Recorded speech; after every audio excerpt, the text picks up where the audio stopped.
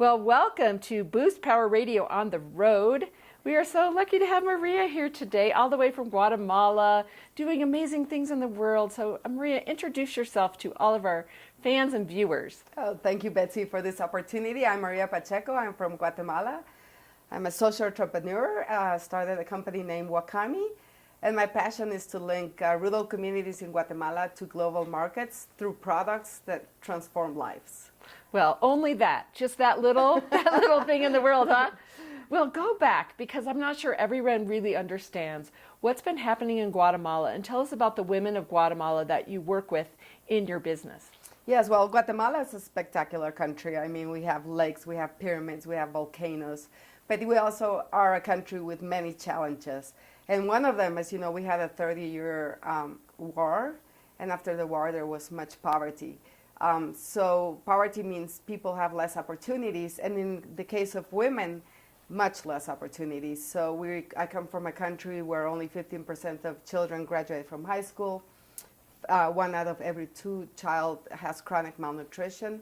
So those, I think, education and nutrition are big challenges that our country has, but we know that if you give women opportunities, they can transform those problems into opportunities. And really, our dream is to become a really prosperous country where opportunities make it to every single corner of Guatemala. So, well, let's talk a little bit about your journey and your story. So, were you born in Guatemala? And tell us a little bit about your upbringing. Yes, well, I was born in Guatemala, but my dad is a doctor. So when he got offered the opportunity to go to Kansas and get a degree in cardiology. So I lived in Kansas from 12 to 16 with my family. And to be honest, I think that's an experience that really changed us as a family, because having grown up in a country that has so many challenges, you get used to them. You think poverty is normal. You think war is normal. And then when we were away for 4 years and then came back, it really shocked everybody. And we all wanted to do something. My brother became a priest. My dad became a doctor helping the refugees. And I realized I wanted to create sources of income. So I became a biologist. I got a master's in agriculture. Later on, I came to Cornell to get it, and really started working with people in agriculture and trying to recover ecosystems. But more and more, as I met the women, they would say, we have no land. And before we can take care of the earth and do those things, we really need a source of income. And that, the women saying, if you can sell what we produce, the rest we can do, is like shifted all that I wanted to do into saying, okay, how do we create beautiful products for the world that these women can make and can reach many markets? Wow, that is so exciting. So tell us a little bit about what's some of the average women that are involved with making your products in Guatemala. Tell us their story. So I think the women in Guatemala are women with big dreams, but very few opportunities. So the majority of them have only gone for 1 or 2 years to school. Guatemala has 23 different Mayan languages. Spanish is the main language, but not all the women speak that. So we work with women that had very little education, don't speak that national language, are staying at home, they're moms, and have very little opportunities to change their lives. But what we have found out is that these women have big dreams, and once you give them an opportunity, they will run with them. And when we look at the women's dreams, they say, okay, we want a source of income because we want to feed our kids. We want healthy homes. We want our kids to graduate. And in other countries, that it's for granted. You take it for granted. But here, these women have to fight to accomplish it. But it's so beautiful to see them because they're strong, they're determined, they're changing the status quo. And while they do that, they're changing their families. So I get so inspired by them. Oh, that's so exciting. So how many women are involved in the program, and then what kind of goods are they making? So yeah, with Wakami, we've done other value chains, but with Wakami now we're focused on handmade fashion accessories. So we're into the ethical fashion. We started with bracelets and necklaces, and now we're starting with clothes and bags. So we want to, this product's handmade, but also bring in the environmental part as well. So like this is dyed with natural dyes in Lake Atitlan by a group. We're making bags with upcycled T-shirts. So it's creating products. In Wakami, we believe that you create the world based on what you buy. So, you know, with Wakami, we want to give the opportunity to people to buy products that will change social reality and will start taking care of the earth and recovering the earth as well. So that's our focus. That's so exciting. Oh, it's so interesting and so nice to meet you. So one of the things we always ask women is, along your path, was there a moment you came back from the United States and you were inspired? But was that the start of your company, or did you have to kind of, you know, discern what to do? Did you gather people? You know, what was that choice point where you just were all in, even though you had your biology education, you were just about to become a product importer and a game changer for women? I'd say there were two moments for me. One was in one of the villages where there was a famine. They invited me to come visit. So I went there, you know, and there was, it was in the newspaper that there was a famine and kids were dying. So I go into this village and a woman shows me into her home and there's a little boy laying on the ground.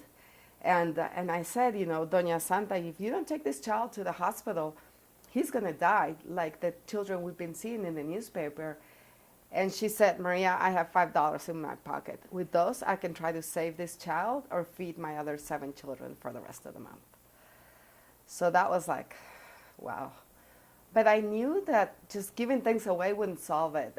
And so I said, but how can we help? And she was the one that said, Maria, if you can sell what we produce, the rest we can do. Nice. So it was like, okay, what do you guys do? And actually they made fibers and, you know, so that was the beginning.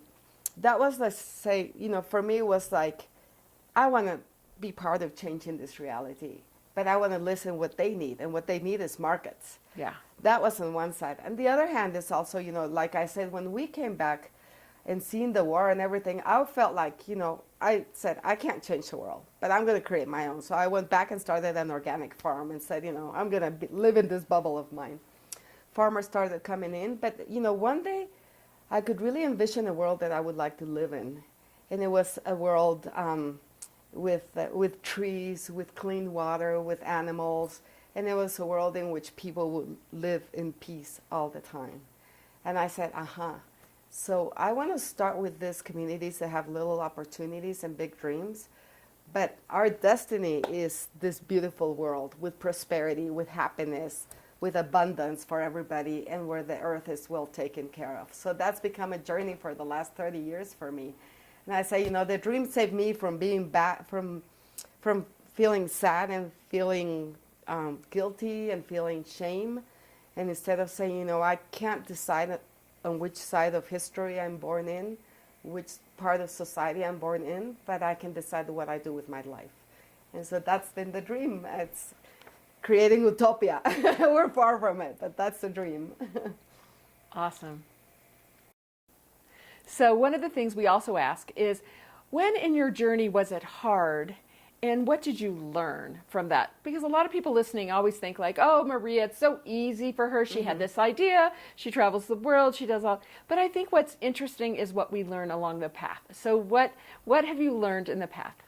Oh, God, so many lessons. You know, as a social entrepreneur, you learn so much. And I think being a social entrepreneur is hard because you have like the social and the business, I think, worlds that need to meet. And making decisions, I feel like you're walking on the edge of a blade, right? So we've learned so many things. One of the hardest is always the market. I think markets change, distribution patterns are changing now. So for us, we had to now open our own online store and look for the new ways to reach the markets. And what I've learned is that business is hard, and you have to, even though, you know, the dream is big and everything is big, you have to make business decisions that sometimes for people, you know, when you start on the very social side, those are hard decisions to make. And I would say that would be the hardest. I think it's something really hard too is when we work in Guatemala in villages. There's been so much suffering. You know, women have been told they're worthless.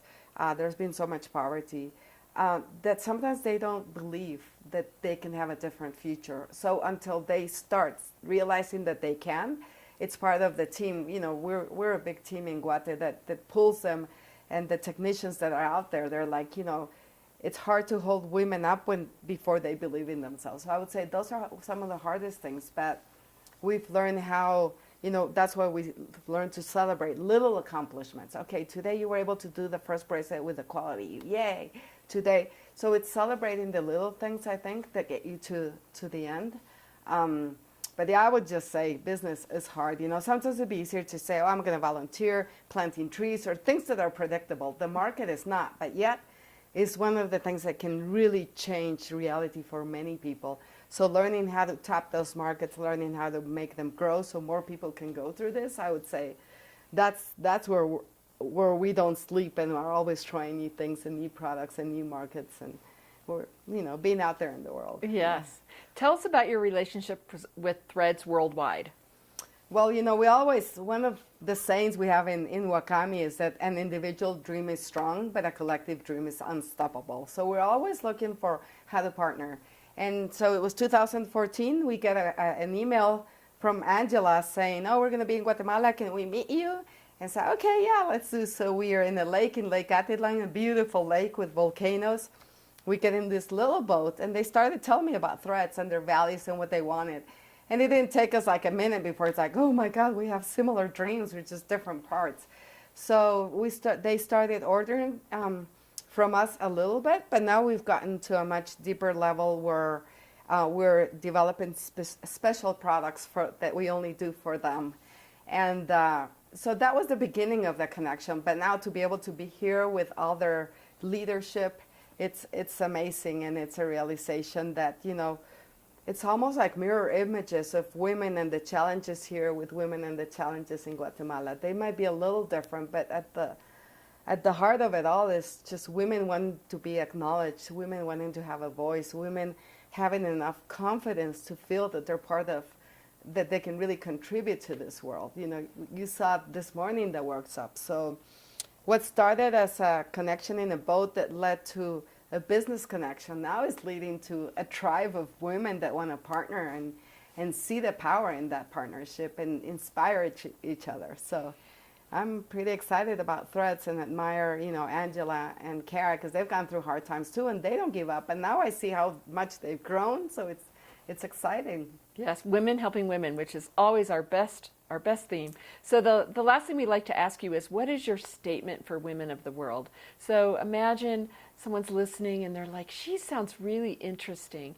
What would you just kind of say to speak into women listening to you that want to live their big dream or want to really be part of something really big?